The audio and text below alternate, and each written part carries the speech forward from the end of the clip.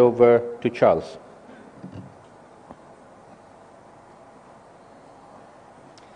Good afternoon. Well, I'm glad that we've got you here, even if it's an after-lunch slot and a little bit later in the day than we had anticipated.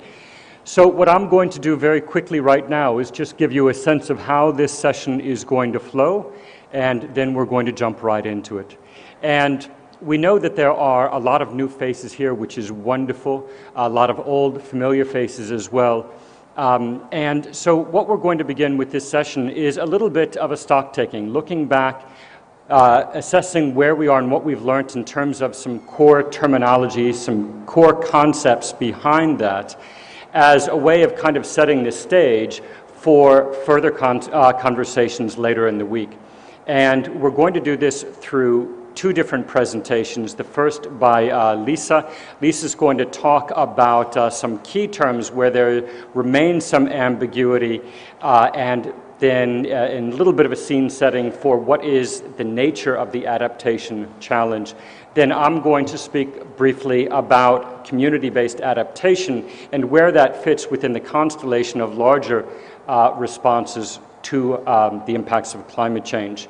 And then after that, we've got a panel that we've got some questions for. And again, what we're going to be doing is focusing on some outstanding questions that people have raised in past CBA conferences.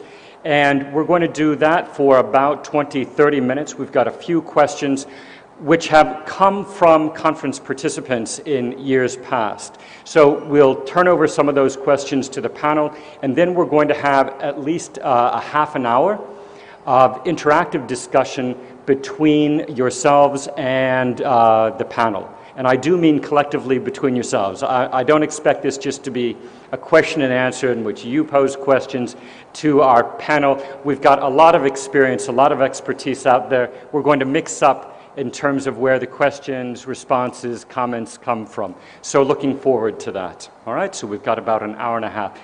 Lisa, if we can begin with you. Thank you.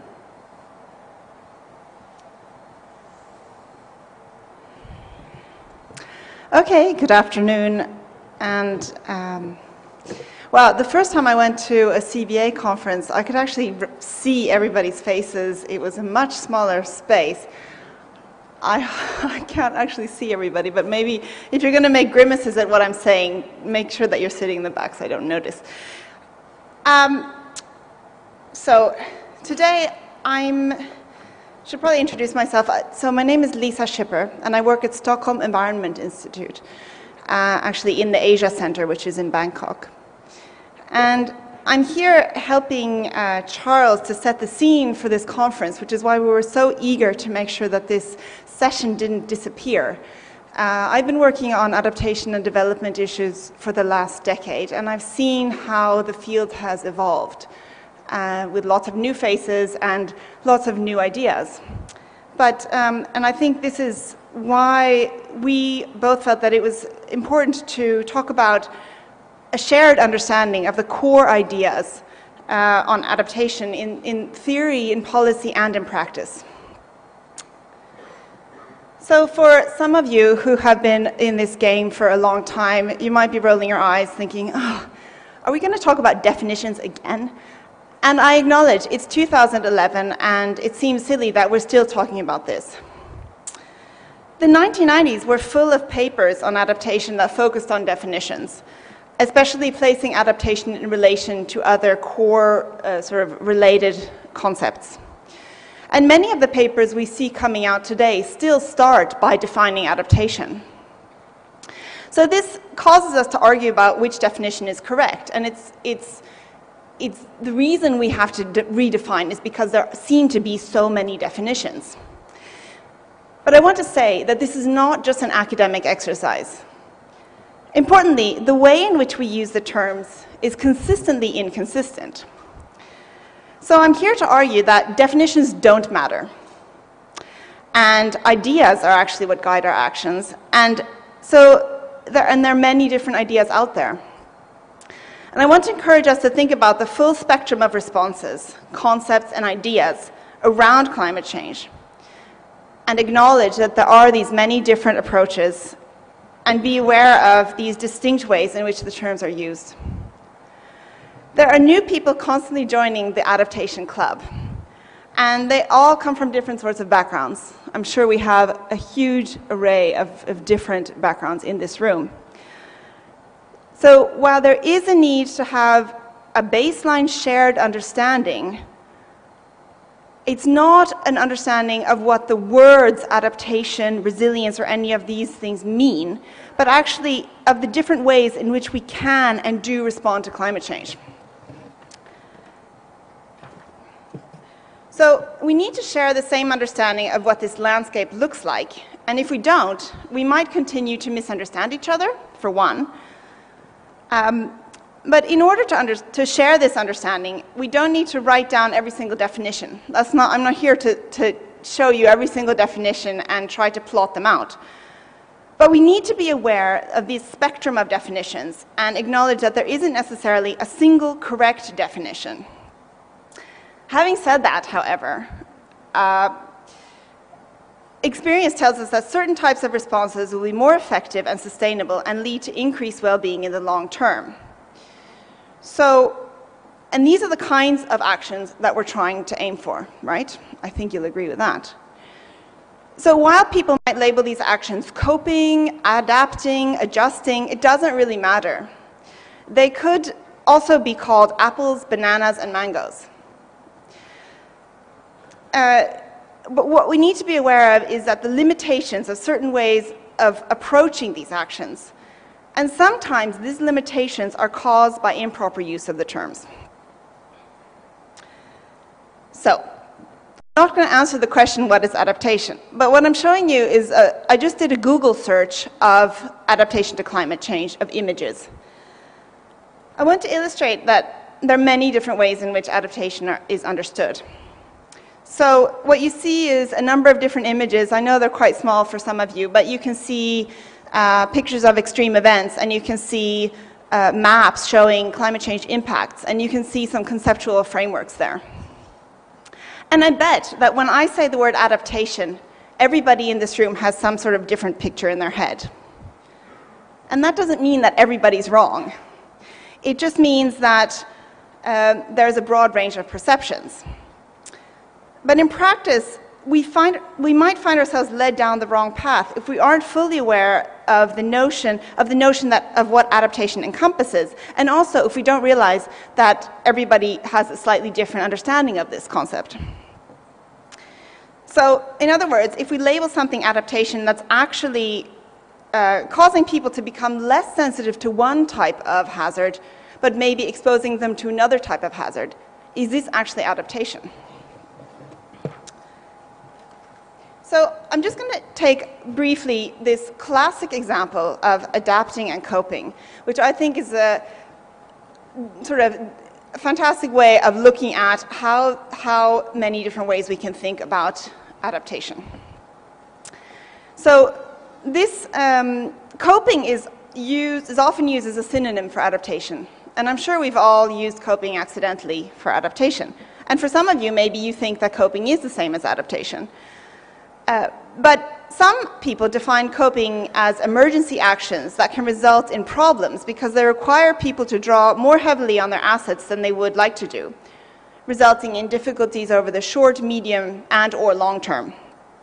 So if adaptation is supposed to somehow be about sustainably adjusting livelihoods, then clearly these asset-depleting coping actions don't really have any part in that.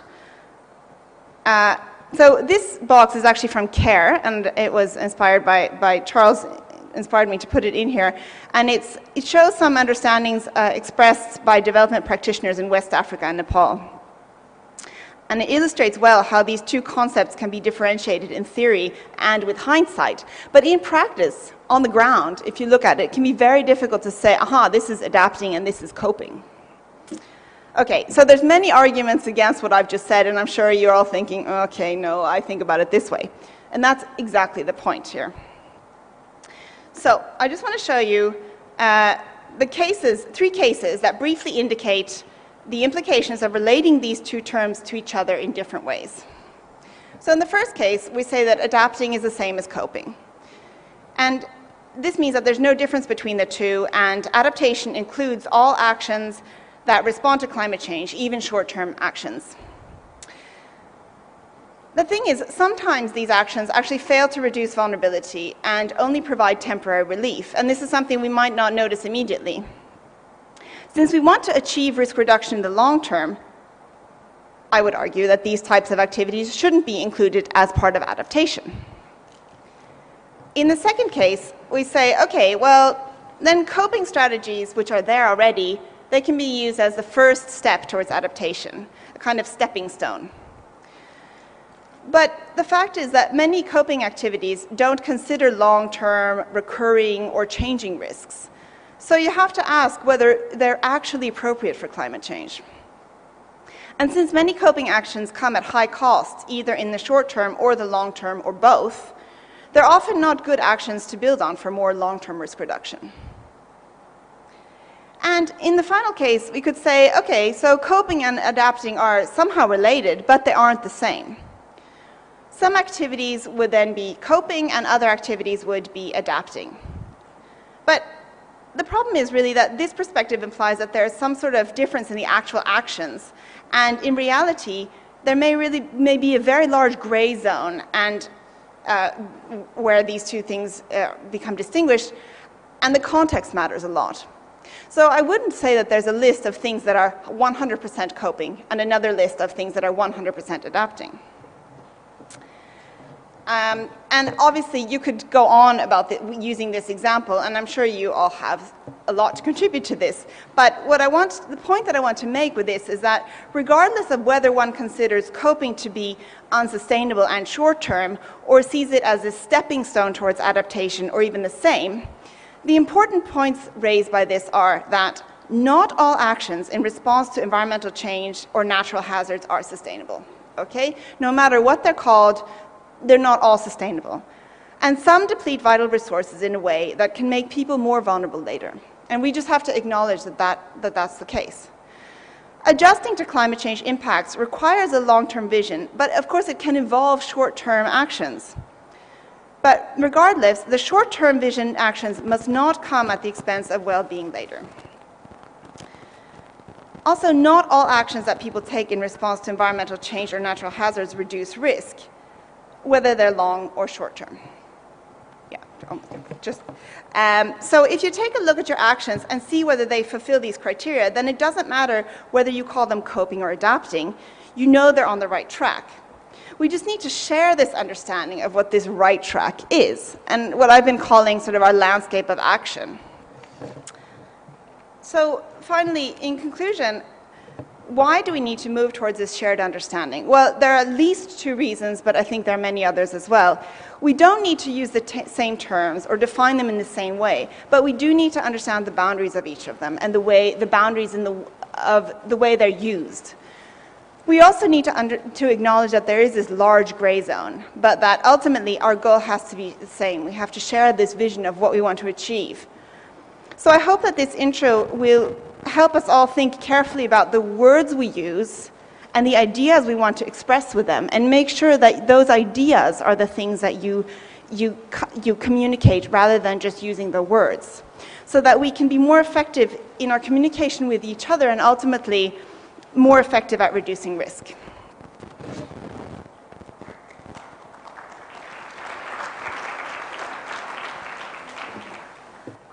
Thank you very much, Lisa.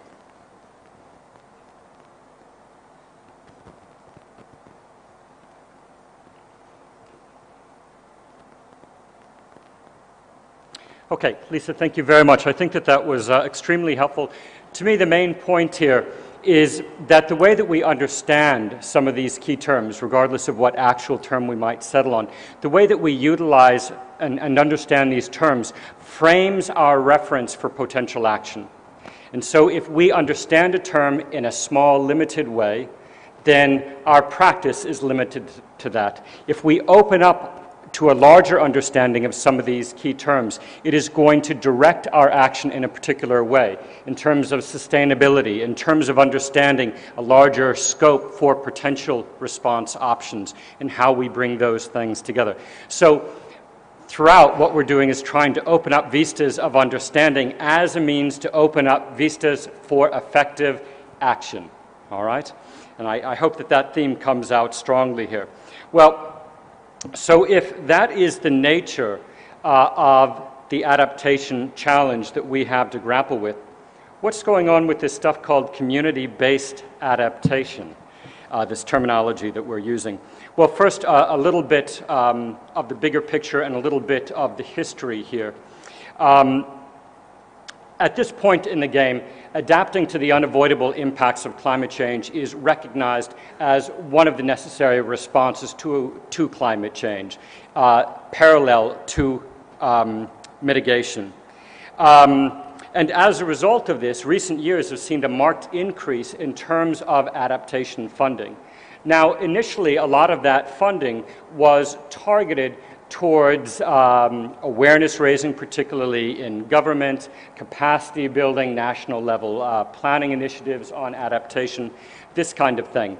But then what began to happen was that there was a movement demanding from donors, from civil society, demanding that more of adaptation funding start being targeted towards action on the ground. And so as that demand built up, you saw a lot of money going, a lot of resources going towards investment in large-scale infrastructure projects, dams, dikes, this kind of a thing.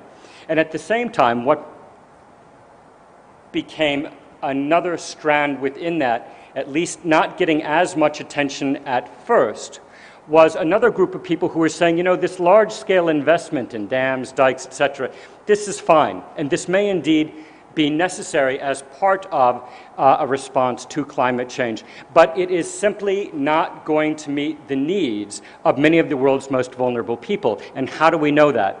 Well, we've got 50 to 60 years of development experience that tells us that those large-scale investments are not always going to do the trick. They must be complemented by activities from the ground up. And so it was really on the basis of that 50 to 60 years of development experience that we began with a community-based approach to adaptation to complement some of those other strands of response. Okay. Now, so we have this community that has begun for, well, a little bit more than 10 years, really, been talking about this community-based approach to complement other forms of adaptation. And at this time, after that decade plus, we still have a difficult time defining exactly what CBA is. So again, we're not going to worry about defining this. It's going to continue to evolve over the next several decades. That said, it is not completely amorphous. CBA is an evolving, yet still distinct set of principles and practices that aims there we go. All right, a lag. That aims to reduce the negative impacts of climate change on vulnerable populations, both in the short term and in the long term. It can't just be looking at what is going to get people through a particular crisis. It's got to be linking into longer term capacity. And this approach is distinguished by its focus on the ground up. And this approach can be in northern or southern countries. It can be urban and rural. It's not the setting so much that defines it as this approach from the ground up. It is targeted and focused. And what I mean by that is that CBA targets the most vulnerable communities and social groups within those communities, and it focuses on those activities that deliver, if you will, the greatest bang for the buck. In other words, there may be many kinds of activities that can build people's adaptive capacity or reduce their sensitivity to the impacts of climate change. In CBA, what we're talking about is focusing on those activities that have been prioritized, and we know that these are going to have the greatest direct impact on reducing vulnerability. CBA typically includes both activities addressing the hardware of adaptation as well as the software. And what I mean by that is it may include activities such as investing in irrigation canals to reduce flood risks, or it may include building or replanting mangrove storm barriers. And so it may include those kinds of physical investments, the hardware of adaptation, but it also includes the software of adaptation.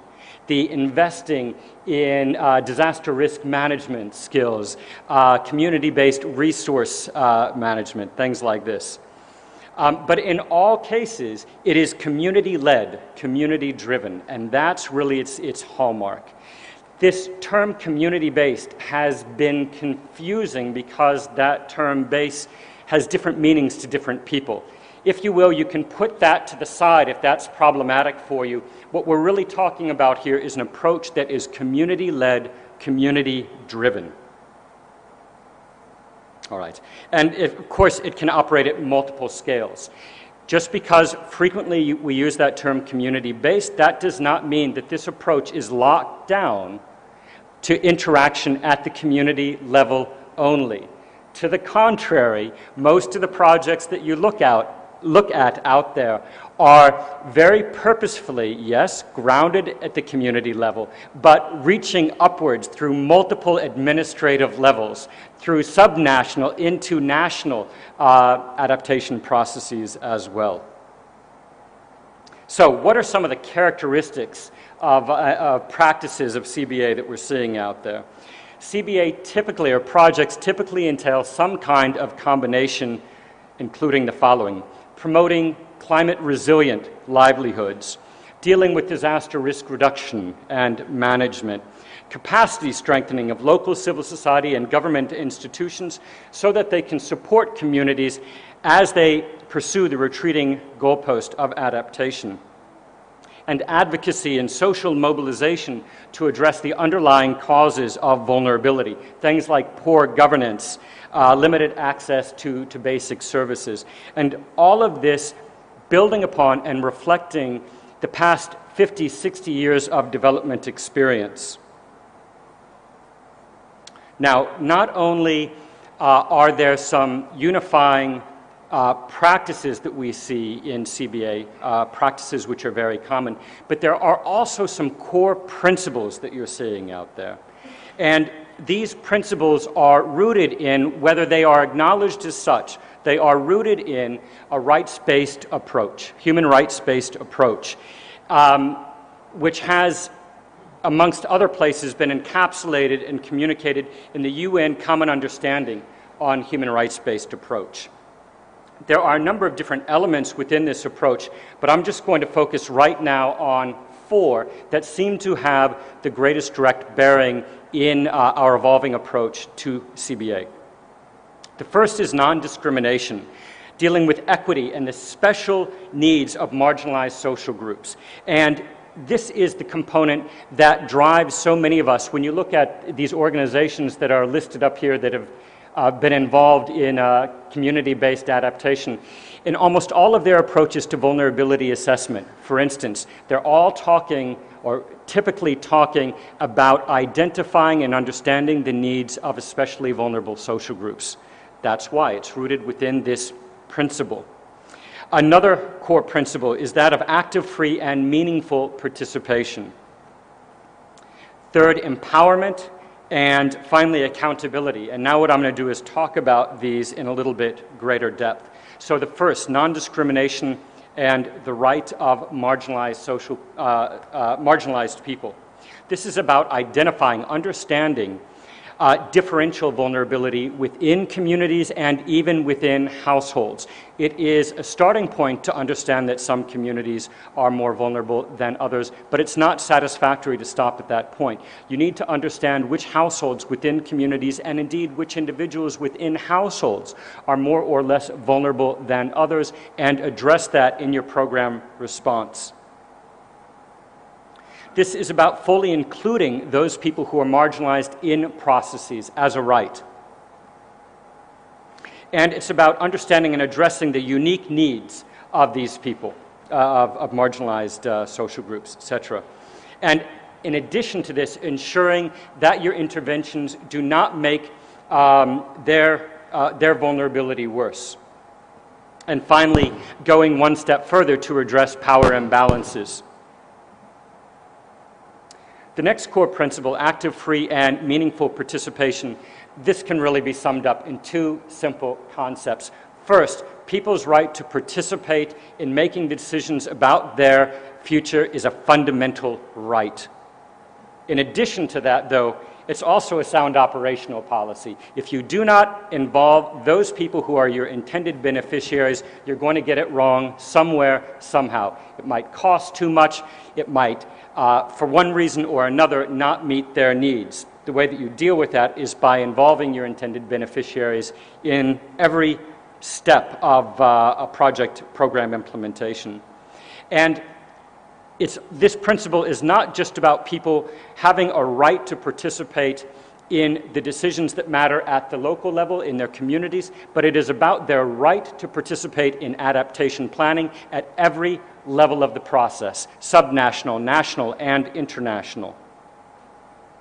And some of the concrete ways that this can be expressed is projects that include within them components on facilitating information flows, ensuring that people in marginalized social groups have an opportunity to get into positions that can influence and matter and shape adaptation at different levels, administrative levels. All right? And this principle is why so many organizations working on CBA talk about empowerment rather than charity or duty in adaptation.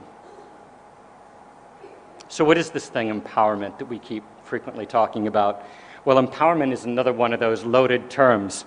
But really, in this case, one simple way of explaining it is that we're just saying that people have a right to be the directors of their future. They have a right to be making the decisions that affect their lives. And empowerment is about ensuring that they have the power and other capacities to fulfill that role.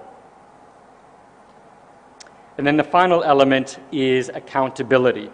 Now, of course, it's related, but this is within the context of a human rights-based approach. This is slightly different and quite specific. This is about increasing people's ability to claim their rights from duty bearers, and it is about supporting duty bearers, for instance, the state, to listen to and respond to claims on them. All right? Now, in the context of climate change, though, this principle of accountability is most frequently evoked when we're talking about downward accountability for investments in adaptation finance. It shouldn't be limited to this discourse, but that is one very important way in which this is applied. The next thing that I want to talk about, again very briefly, is the role of ecosystems in the context of CBA. There's lots of questions and questioning out there about what is the relationship between community-based adaptation and ecosystem-based adaptation. I'm not going to get into that in detail right now. There is a session that is going to address this in some depth. What I do want to say, in somewhat provocative terms, is that CBA frequently deals with natural resources, and in CBA plans and activities, frequently what we're doing, or one element of that plan, will be dealing with improved natural resource management. And frequently, those of us engaged in CBA talk about ensuring the flow of environmental goods and services. So far, so good. The problem is that, given our backgrounds, we rarely take a holistic approach to working with complex ecosystems, and that needs to change.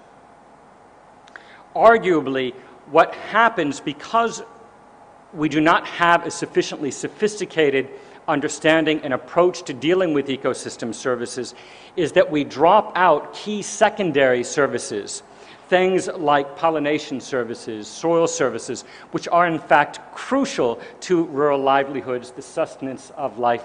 However, we don't end up with activities that are specifically targeting them, and therefore they can break down. They're at risk of breaking down. And where I think this brings us is for the need, those of us working in community-based adaptation, to recognize some of the core principles that have defined our approach historically and complement those with a set of ecosystem principles. Well, what are these ecosystem principles? What might they look like? To be determined. However, it looks as though some of those principles are going to have to include, at the very least, fully integrating ecosystem goods and services into people-centered adaptation strategies and plans. All right? So making sure that our people-centered adaptation strategies fully take advantage of the different ways that ecosystem goods and services can play a supporting role. Second, we need to ensure that the adaptation activities are long-term solutions, that they do not compromise long-term potential for adaptation. And of course, some of the classic examples of this are people dealing with the impacts of climate change by cutting down forests and charcoaling them to increase incomes. And while this may work in the short term, this is undermining the ecosystem that they depend on and therefore undermining the long-term viability of their adaptation. And then finally, we need to recognize that ecosystems, like many livelihoods, and in fact linked to many livelihoods, are under stress themselves. And so if we want to ensure the continued flow of ecosystem goods and services to support people-centered adaptation, we're also going to need to invest in improved management of those ecosystems. And that's it. So, I know that I spoke too fast again. Sorry about that. But there was a lot to cover, and the other problem is passion, right? When you get excited about these things, you start speaking too quickly. We'll see if we can slow down. The problem is I've got a very passionate panel here as well. And so I'm going to wind them up with some questions that I know are all dear to them. And we're going to give about 5 minutes as we go through these questions. And for the moment, I'm going to stand up here. And this room isn't very conducive to the kind of free flow that we want, but we'll work with me on it. We'll see how we can mix this up in a few moments. But to start things off, I'd like to ask Lisa a question about the relationship between vulnerability and resilience. How do these terms relate to each other? I'm saving all the really easy ones for you, Lisa. Okay. Yeah. Okay. Well, this is. Can you hear me well? Okay. Yeah. So, in order not to make sure that I'm just contradicting myself from my previous talk about that I don't think definitions are important, I do think that the relationship between vulnerability and resilience is interesting because you can find vulnerability and resilience sort of seen as opposites sometimes. And sometimes you might also see vulnerability and adaptive capacity posed as opposites. So if we have adaptive capacity, it means we're not vulnerable. Or if we are resilient, if we're resilient, we're not vulnerable. Okay, and switching mics. I think that it's you can find this in many different sort of definitions.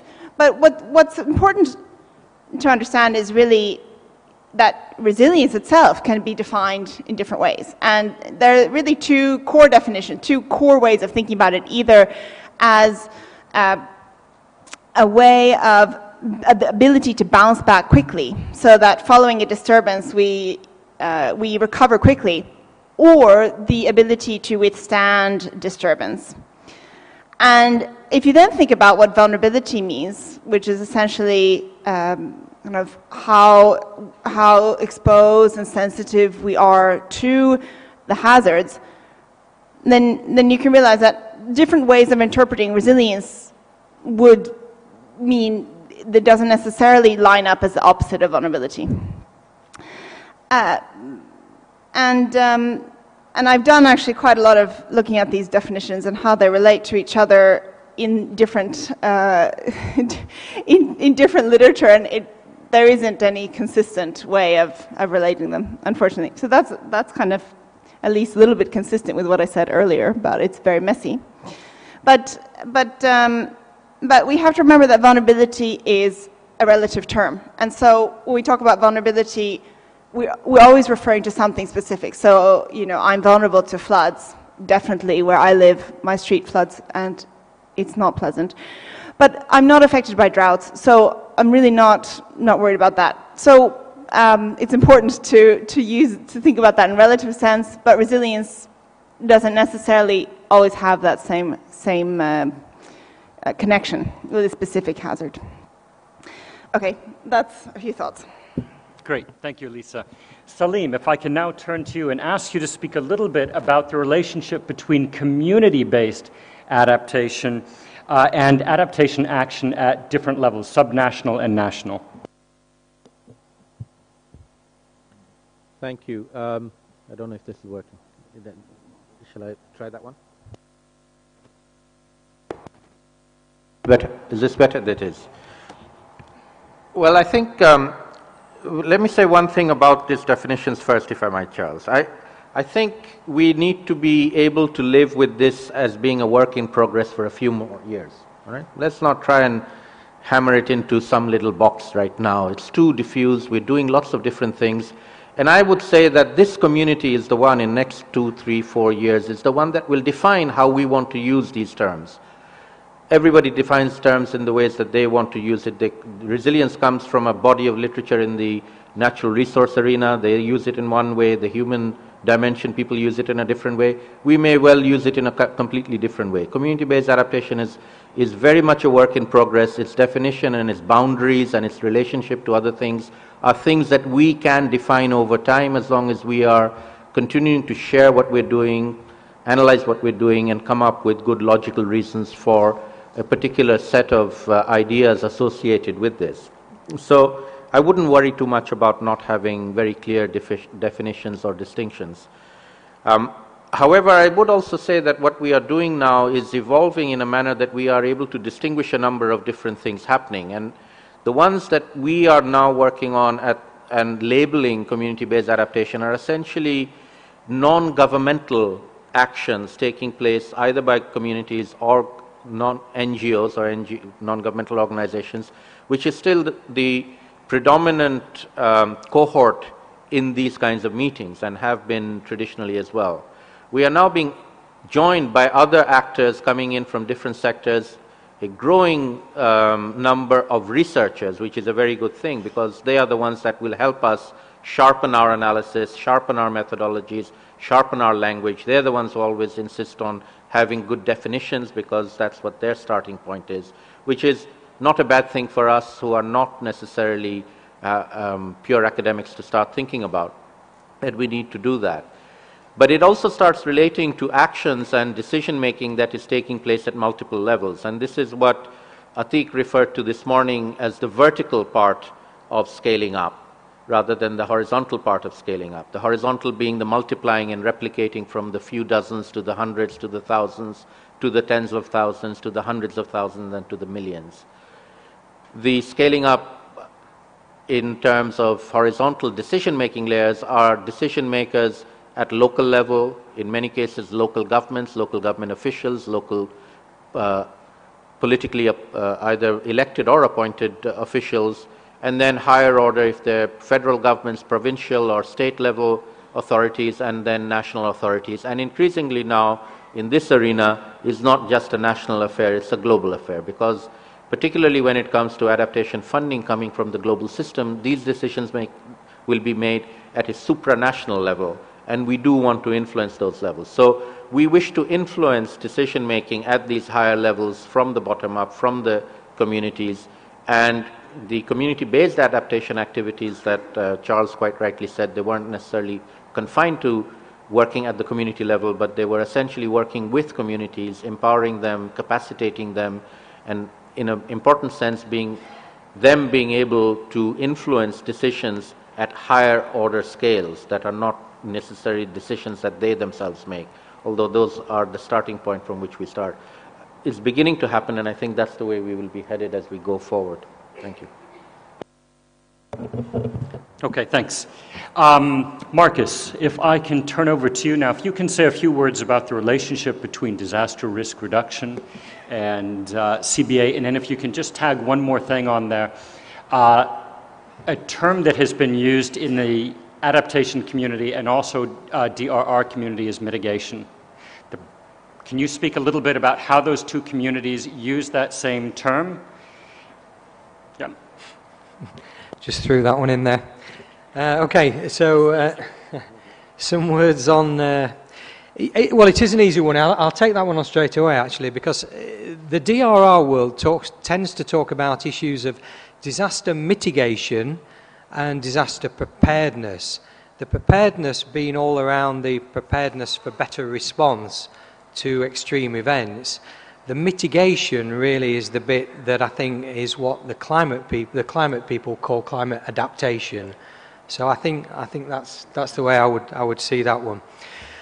Okay, so just a few words on the relationship between DRR and community-based adaptation, and about whether or not we should differentiate or not on these issues. And the first thing I want to start with, not to discredit any of the frameworks or the concepts, the thinking we've done on these two respective areas, but my starting point really would be to say that when you go down to the household level and actually speak to people about DRR or climate adaptation or poverty alleviation, what you find is that they don't actually differentiate between these issues in the way that we, the experts, do.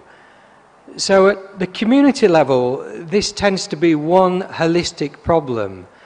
And it's a holistic problem which is essentially based around the security and well-being of people's lives, of people's livelihoods, and their assets, their local assets.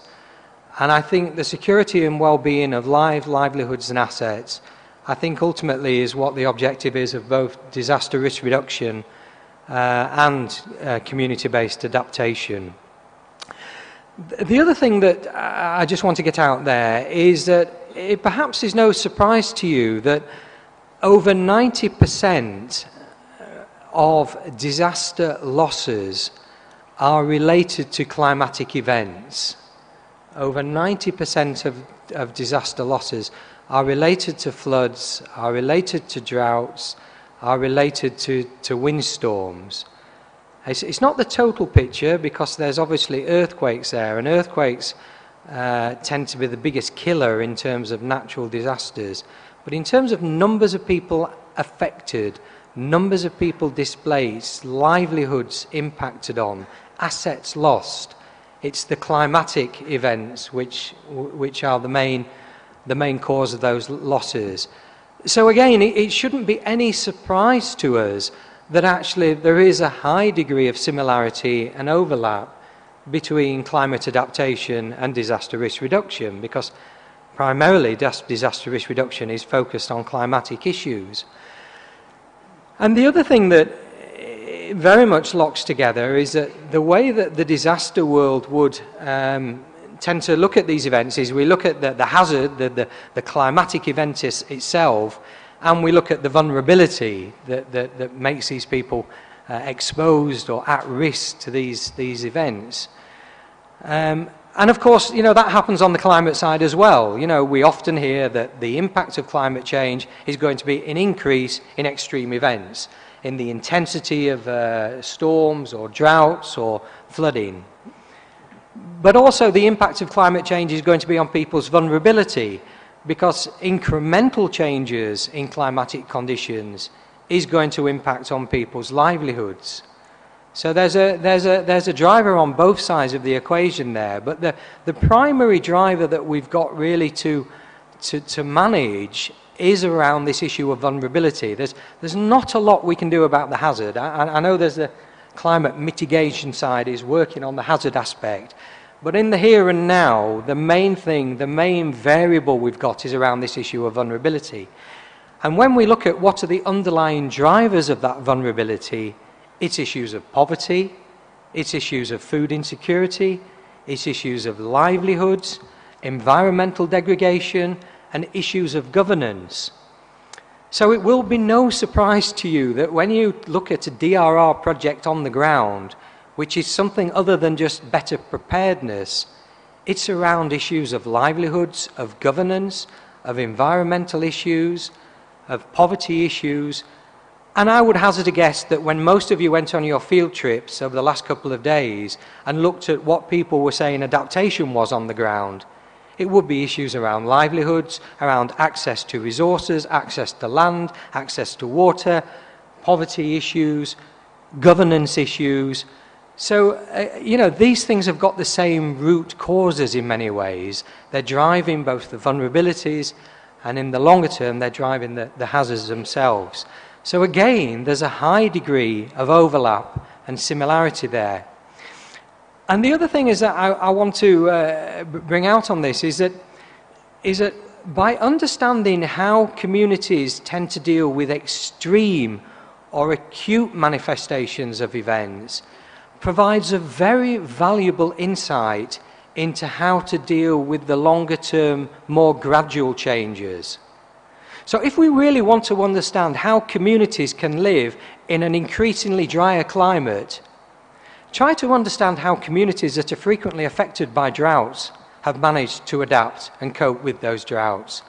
If we want to understand how Dhaka as a city is going to live in increasingly a flooded city, then look at those cities that have increasingly been affected by severe floods and looking at how they have managed to cope with that. Because it's our learning is often most acute. Our learning is often most insightful when the problem is most acute. A doctor will always diagnose the patient where the pain is at its greatest. And that provides the entry point to get to grips with some of the longer term underlying issues. So what I'm also saying is that DRR is also an excellent leveraged entry point into these longer term issues because it creates a political space, an opening, it mobilizes resources, there's an economic imperative, there's a humanitarian imperative, there's a political imperative. And what I would like to say on both of these issues, that ultimately disaster risk reduction, like climate adaptation, is primarily a development issue.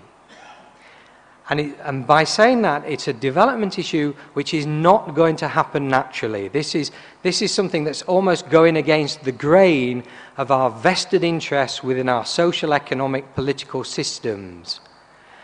And thereby, if we seriously are to get ahead of this curve and reduce disasters and help communities to adapt to that, a fragmented approach is not going to work. We have to understand where the synergies are, where the connectivity is, how we can build strength in numbers, and how we can genuinely turn in this to a movement for social change, for political reform, which ultimately is at the heart of this. Thank you very much, Marcus. And unsurprisingly, again, talking about some of these underlying structural challenges that we need to address. And that is a perfect link into the next question, which is looking at what we mean by empowerment, and in a sense, even more fundamentally, whether or not when we talk about these underlying social injustices and inequalities, is that a distraction from the core challenge of adaptation, or, as Marcus seems to suggest, is that really at the heart of the challenge that we have before us? Harjeet. Thanks, Charles, and thanks everyone. In fact, my job is much easier. Most of what I'm going to say has already been said in many ways. My counter question would be, do we have a choice? Can we really ignore social inequities when we are building model on adaptation? Or let's say when we talk of social justice, how do we understand social justice? I think we understand that a society which is based on the principles of equality and solidarity and that also promotes and recognizes dignity and human rights of all human beings. And Charles, your presentation was very much referring to the human rights principles that we want to apply in our work. Now, how do we achieve equality? If we give equal amount of resource to everyone, do we achieve equality? No. We will increase inequality in the society, which means we have to adopt the approach of equity to reach equality in our society, which means we have to give more to people who have less, which means poor and vulnerable should get most of the resources, and that's how you will bridge the gap between the haves and have-nots. And adaptation also talks about that. I'm sure we all are here to talk about poor people, and we have been talking about it since morning. Nobody is building a model for Bill Gates' business here. So we all are worried about how we work with poor people and reduce their vulnerability. Now, how do we reduce their vulnerability? If we talk of people who don't have access to any kinds of resources, who don't control the basic resources like land, water, whose livelihoods are not ensured in many ways, can we really build adaptive models for them? Can we say that, okay, fine, we worked with landless communities and we did something, and now they have developed the adaptive capacity to deal with climate change? Unless we work on the strong fundamentals of development, unless we ensure that people have access to food, water, education, and now more increasingly, also looking at health, and more increasingly looking at even energy, so that they can develop and come out of the vicious poverty cycle.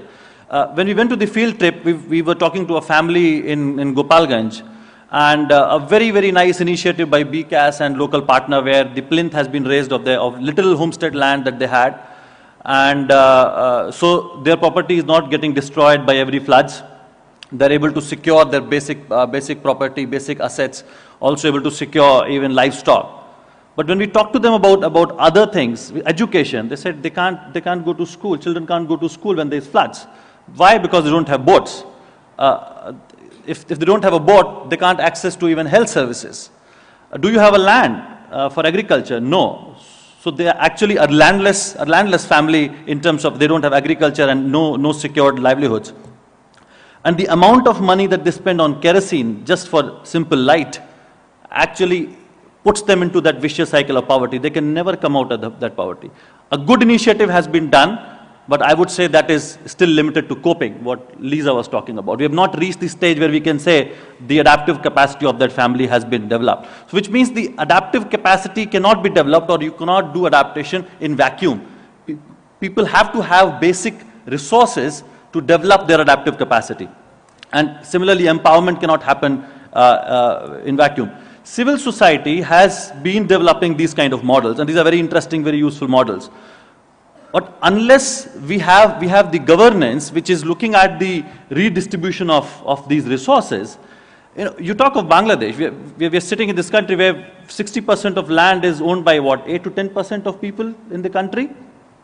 They're shifting the agriculture pattern. They're saying, okay, because to bypass the existing law, if they go for orchards, they can have more piece of land.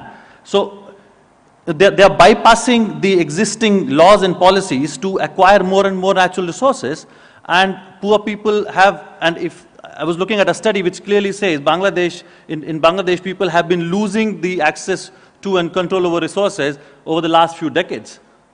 So number of people who control these resources are very, very less. So we also saw a couple of livelihood models. We saw floating gardens, we saw floating houses.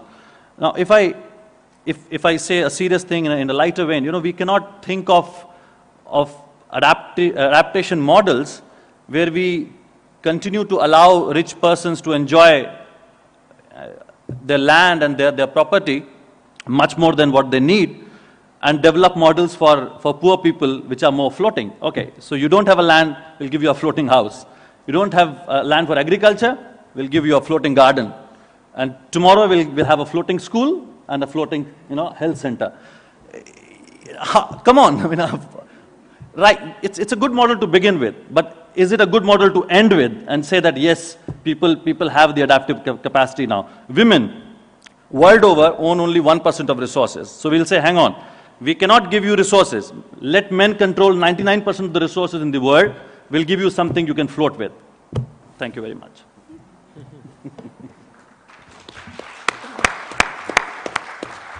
Fantastic. So another way of suggesting what you were just getting at is that within community-based adaptation, as this approach is evolving, to begin and end with technocratic interventions, the introduction of drought-tolerant seeds or floating gardens, this might be part of what needed, but it is fundamentally unsatisfactory.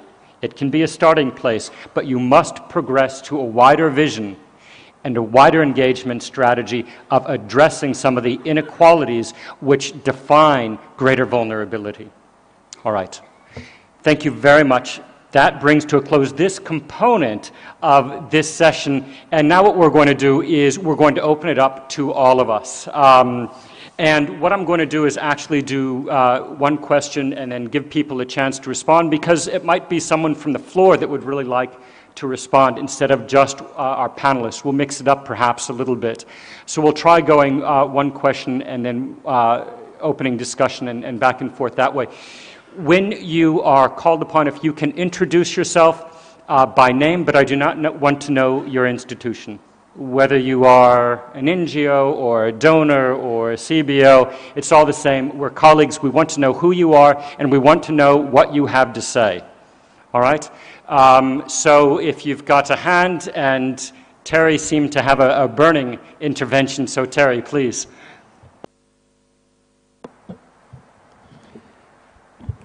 Can you hear me? Yes. I'm very glad that you've had this session at the start, because I think getting these things right is very important. And there were some very, very interesting contributions. I just want to throw a few other things into the pot. The last comment from, was it Harjit?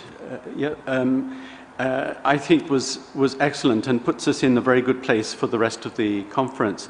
And one thing I'd say about that is when we're talking about terms and how we define them, let's get rid of this term governance. It's a crap word. Let's talk about power. Governance is introduced in order to pretend that we're not actually talking about power. And we always talk about poverty reduction, and Harjit's suggesting we talk about wealth reduction, or at least redistribution. And many of the problems that we're talking about in everything we do in our organizations, those problems would disappear if there was fairer taxation and even a relatively minor redistribution of assets. And sometimes we forget these issues. The scope that we play in the development field is tiny compared with the power of other institutions.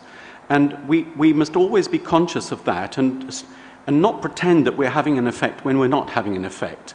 And when the things that are happening that are stopping us having an effect, we must speak truthfully about what those barriers are. So that's my first comment. Second one is very quick and maybe a bit more difficult, because and that is that we are all using the term community, and we haven't yet defined community. Now, this is the 5th community-based adaptation conference. And but in the development world now, in the last sort of 10, 15 years or so, there's no problem in the world that cannot be solved by community. And that's the problem we're in. Community is the answer to every single problem in the world. And now it's the solution to the adaptation to climate change problem. I think we have to really, when we use this term, we mustn't use it loosely, like we use many of these terms loosely. It's got to be about understanding what are the problems at community level, which are very, very similar to the power problems elsewhere.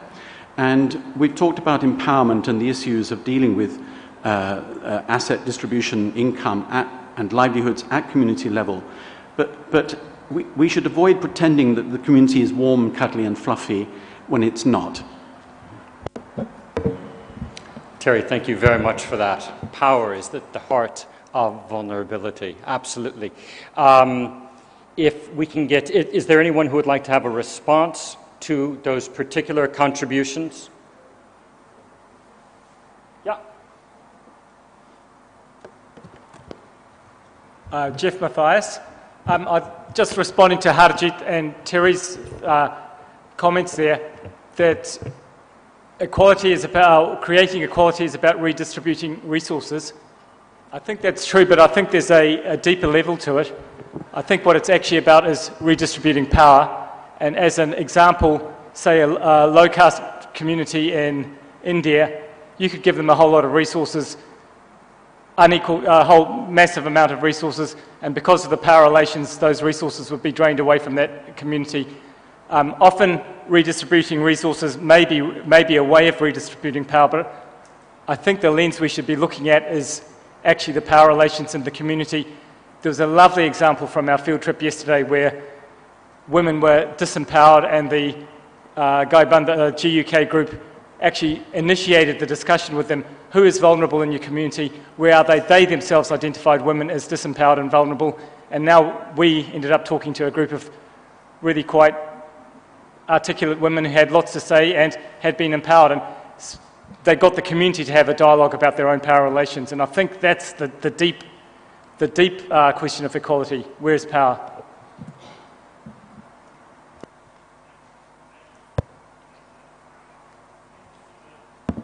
Interestingly, CARE had a project in Ghana in which we asked community members what would be amongst their top priorities for adaptation. And one of the key responses was get women from the community into district government. That was it. That was one of their top tier. It wasn't, we want drought-tolerant seeds. It was get women into district government on the council. Okay, another question. From another side, I'm getting a lot of men raising their hands, but I'd like to see some more women raising. There we go. Yes.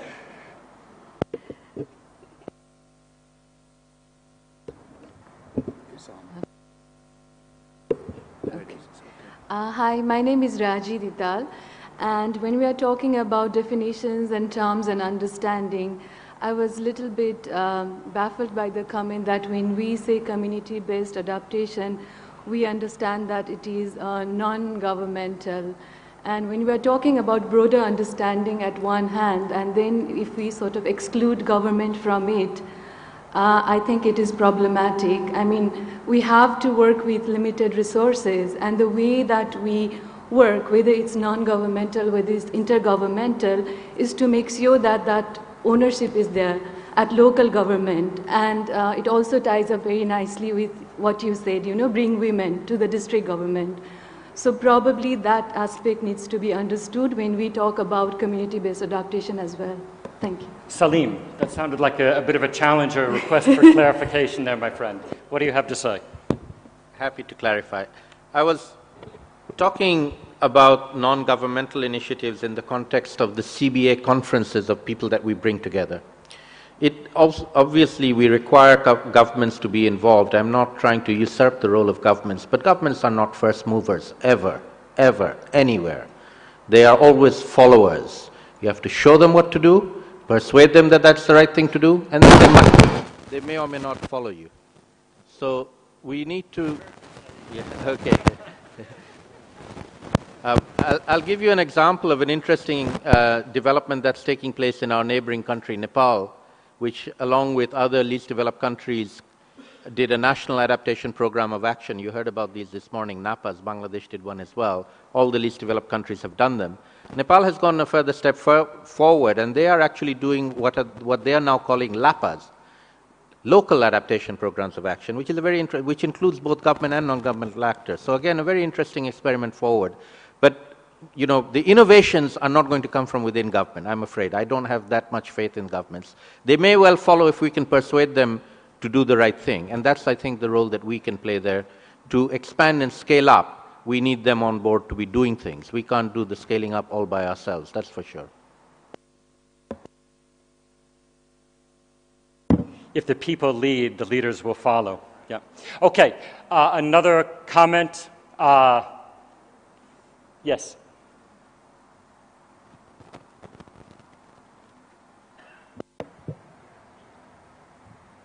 I am Lucy, I'm from Madagascar, and when we talk about adaptation, it is about adapting to something, adapting to climate change, to changing climate. And how could we adapt to climate change if we don't know how the climate is changing, how it will likely be in 20 years, 50 years, and things like that.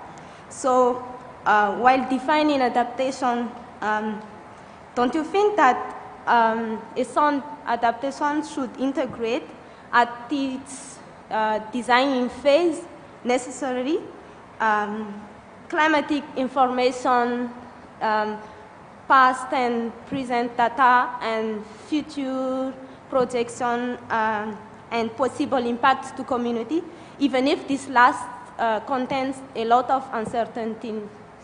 Thank you. That's a very important, very practical question. But rather than turn that to our panel, what I'd like to do, you're here because you do this stuff in your work. So can somebody from the floor respond to that question? How do we deal with uncertainty and integrate that in an effective way into our programs? Who would like to respond to that? I know many of you do.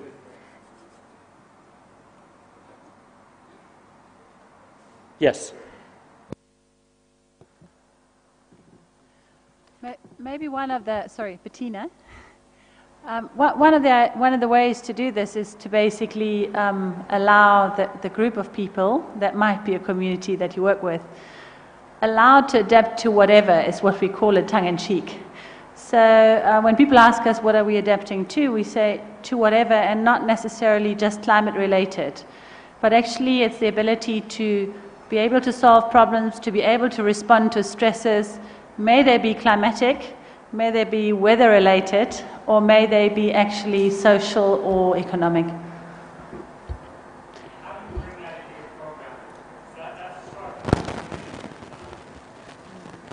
Me? Okay. Well, one thing we are doing quite a lot on the ground is to really work with a learning approach. So we look about ways of responding to climate adaptation, but the focus is not so much on just finding solutions, but on making these processes so rich learning experiences that people are inspired to tap into their own creativity, start their own experimentation, and therefore will actually be increasing their problem-solving capacity, and therefore also their capacity to anticipate change, because very often the people on the ground are much more in touch with the change in the environment than people in urban areas or practitioners that are not there all the time. Very helpful. Great. Another comment, question, addition. Yes. Last. Good. One of the missing links, I'm Nambi from the MS Swaminathan Research Foundation, India. One of the missing links in the definitions what we provided is the social construction of knowledge. That's very, very critical when you define CBA. For example, when we designed a project, even before the structure of the project is conceived, we went into the stakeholders to have consultation. And some of them, when we asked them to define vulnerability, the farmers and other groups, they didn't have any clue. Then after beating the bush, we tried to kind of, convince them in terms of getting what we wanted. Then said, oh, you're talking about my life. So these are very, very important. Again, we tried with pastoralists, it's all livestock. Whereas the progressive farmer could relate it to money, hot cash. Whereas the sustenance farmers, it's always they talk in the terms of crops. So, this has to be really looked into that framework as well. That's very, very critical of what we are looking at. Another example I could provide is, it went to the extent of, when we asked them, they said the meanings of drought and other climate-related stresses are changing. In the sense that, the drought relief fund, what they get during drought period isn't kind of a coping mechanism adaptation. It's such an irony. But one has to really be cognizant of this fact, that the social construction of knowledge is very, very critical while defining adaptation. Okay, thank you. My name is Nancy Omolo, and I'm from Kenya, and I'm researching on gender and climate change. And I made some few observations when I went to the field, and also few observations in Dhaka. One of the things which really struck me, we talk about vulnerability and power, and one of the things we say that women are vulnerable is because they have a lot of reproductive and productive roles. That means they have a lot of work in the home. At the same time, they have a lot of work outside the home. But what I observed here was really, really different. When we went to the market, no woman was selling in the market. Men were selling tea, men were selling vegetables, men were selling tomatoes. And if you've ever visited Africa, you'll find that it's women who are selling the tomatoes and all this. And this does not mean that, women in Africa are not involved in taking care of children, taking care of the sick, and taking care, going to the farm. But one thing I'm realizing, I ask here, I say that men here really work a lot. I see men carrying things on their head. And I was giving an example in Burkina Faso, whereby I went and this woman was carrying something on the head, carrying a baby on the back, and she's from selling things, carrying something on the back of the bicycle. And I was told that, okay, women here, maybe in the morning, they go to the fields and they work in the home. So I'm still looking at a scenario in Africa whereby most women, they do the work in the home. At the same time, they sell things in the market. That means that they have an extra income. But do they have control over this income? Because you can do all these things, but at the end of the day, is your partner who decides how this money is used. But one thing I concluded from what I saw in the village, that either whether women work both inside the house and outside the home, majority are still vulnerable. And sometimes when we give recommendation, we say that actually the work of women should be reduced so that they are having more time to participate in community things. But sometimes also there's the cultural issues like here, whereby women are not, so much into the public spheres, although this is also debatable. So when you talk about power and giving women power, it's something which you should really look much into. Thank you. Thank you. So you were suggesting that not only do we have to look at questions of power within society as a whole, but even within the household. Imagine that. Okay.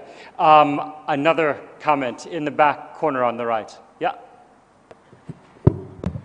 Thank you. I'm Ben Wisner. I just want to make two brief contributions. The link between them is the notion of power. First, with apologies to Terry Cannon, I'd like to make a brief defense of the term governance. Governance is what local governance, I mean, we're talking about local level things, CBA and so forth. So it's what local governments should do according to the Constitution, etc., and what they actually do. It's also what people with power and influence and authority in the community, like religious leaders, large business people, large landowners, etc., how they influence what goes on in the community. Now this is very important. Of course, power is embodied in all of this, but one needs to pick that apart to actually find places where civil society and other actors can actually enter the problem and deal with it. So for instance, Marcus Oxley, who spoke earlier, and I and others have been working on Views for the Frontline 2011. We have 60,000 local responses from people we're analyzing and writing up right now. Our survey includes 20 different dimensions, specific dimensions of local risk governments. And of course, power lies behind this, but in order to decide where can you enter the problem, you need to really pick it apart and understand it, say, from a public administration point of view, from an economic point of view, from a legal point of view. So I would say that governance is not a, to quote Terry, crap term. All terms are crap terms if they're not very specifically defined and detailed. Now, what government does at national level, and this is the second part. Charles, I'd like to go back to definitions. Adaptation is a term that's used by national governments and corporations. It's also used in reference to what local people do. Now, you made that distinction. There is actually an interaction between what I call adaptation with a big A, which is what the powerful do, and adaptation with a little a, which is a subject of our meeting. And it's often a very destructive relationship. When a dam is built, when land is acquired legally or illegally to build, to grow biofuels, etc., that's adaptation with a big A. It makes it much more difficult for the people displaced to adapt, and that is with a little a. So I'd like to say that that's also a power dynamic, and for me, it's the elephant in this big room. It's a big elephant in this big room that we really have to address, that power relationship. Thank you. Thank you very much. These are all really interesting ideas that are being put forward, including this idea of adaptation with a big and a little a, and how these things can articulate, and perhaps even what our roles might be dealing with these two. What I'd like to do is, we've just really got time for one more question, and then I'm going to turn to David for a little bit of a sum up through his perspective. But what I'd like to do is reserve this question. I put out an idea earlier about how we deal with ecosystems and somehow perhaps fail to do so sufficiently in the context of community-based adaptation. Would anybody like to comment specifically on this issue of the integration of ecosystems and ecosystem management within the context of community-based adaptation? Okay, interesting. All right, okay, maybe I was too fast. Did you? Yes, you have not spoken before. Please. Hello, I'm Nick Hall. I work with a children's charity. I was going to ask actually a question related to this. What you proposed earlier was that CBA often deals with natural resource management, and you sort of implied in a sense that CBA is about ecosystem services. Is education an ecosystem service, or is education considered part of community-based adaptation? It's just a question to you, almost. If I had implied that ecosystem management was in some way community-based adaptation, I'm sorry, that's not what I would have intended. The suggestion was that in many cases, part of a coherent community-based adaptation strategy will entail activities that address sound ecosystem services and goods. And is education an ecosystem good and service? Not in any definition that I've heard thereof. Okay. Okay. If it's specific to this question of where this might go with ecosystems. Yes. Am I right in thinking that the main thrust of the discussion so far with regard to adaptation strategies, and you use the phrase people-centered adaptation strategies, and the rights of human beings, it strikes me we've turned the non-human world into ecosystem services and goods. What about the rights of plants and animals? How do they defend their rights? Particularly, and I may be anthropomorphizing here, but the point is there's a different way in which humans can relate to the non-human world. And I have a feeling that we're relating to it in terms of adaptation, in terms of them being subordinate entirely to the needs of human beings to adapt. And I would like to see a more ecocentric or some other biocentric view expressed here about how humans should relate to the non-human world. I accept all the other stuff about power and all the other stuff that's going on, but what is missing from the discussion is the non-human world as a living, acting entity in itself, with its non-purposive agents. It's got animals that do things, they act. We've got storms that act, they do things. But certain creatures, living creatures, in my view, should have certain rights, and we need to have an animal and plant rights approach incorporated into this to give it a fuller view of what community-based adaptation might mean in particular communities. Thank you. That was nicely provocative. I was given the opportunity for two questions, so I'll use that leeway for one response to this. It needs to be a response to this, and then we go to a sum up.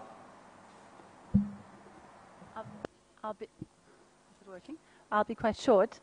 I think the CBA approach really should always include the natural resources that we all rely on after all. I think it is really inherent in the idea that when we talk about adapting to whatever and adapting to different stresses, we cannot exclude the natural resource base. And I think it is important to stress that. I think it is important, though, to say it's people-centered, because I know that also some adaptation approaches are about, about resettling people to make sure that the natural resources can remain intact. And I think CBA needs to engage with that tension quite constructively. Thank you. Who else has a burning question? Raise your hand. Great. Take those into the coffee break and into time tonight. Please keep that passion and that excitement going. Chase people down. Have fun with this, right? We're all in learning mode. But what I'd like to do right now is hand the floor to David for a last series of words. David, please. Easy, David. I think that this session has had the shape of a wine glass. We've had the bowl at the top of the wine glass collecting in a lot of different perspectives and ideas. And I think that my role now is to provide a thin, narrow stem to bring some focus to these. And then at the bottom to broaden it out to the base of the wine glass just to make some broader implications once again. So in terms of the stem and focus of the wine glass, I think I'd like to mention 4 brief points on how community-based adaptation links with 4 other things. So firstly, about community-based adaptation and other global development challenges. Then about CBA and other communities of practice. Then about CBA and links to different scales. And then CBA knowledge and power.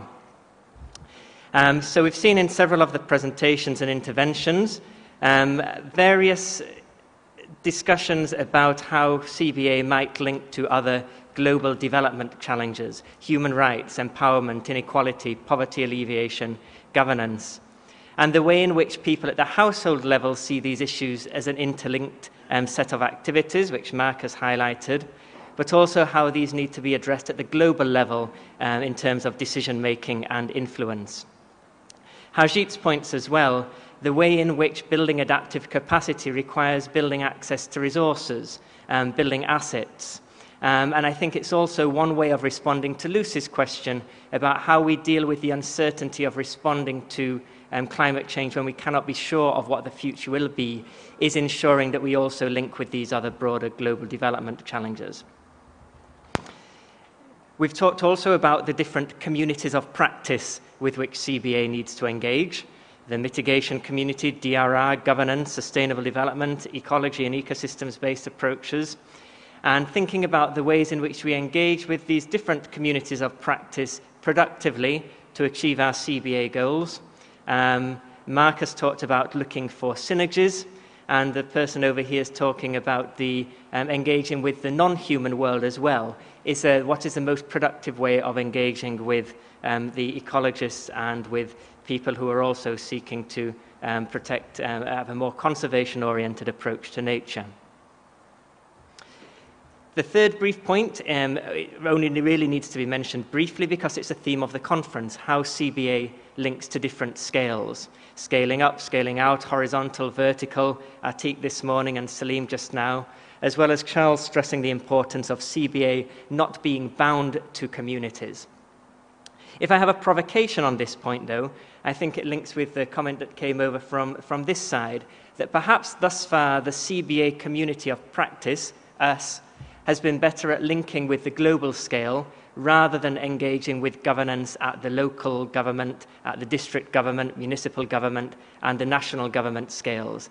And this was raised by Ian Burton earlier this morning as well, and thinking about perhaps the ways in which we can engage more productively in the national planning processes which will shape the legal framework within which CBA has to take place. I think this also leads nicely on to the point about knowledge and power, because knowledge and power are operating and practiced at different scales, and there are a wide range of power relationships within the society. These power relationships are integral both to creating vulnerability and to responding to vulnerability. But these power relationships also exist at smaller scales, within households, gender relationships, and within communities, if we're talking about the homogeneity or otherwise of communities. What are these power relationships? And how are these power relationships related to the social construction of knowledge and the way in which particular forms of knowledge become legitimated as a base for decision making, and whether there's a role for CBA in legitimating different forms of knowledge.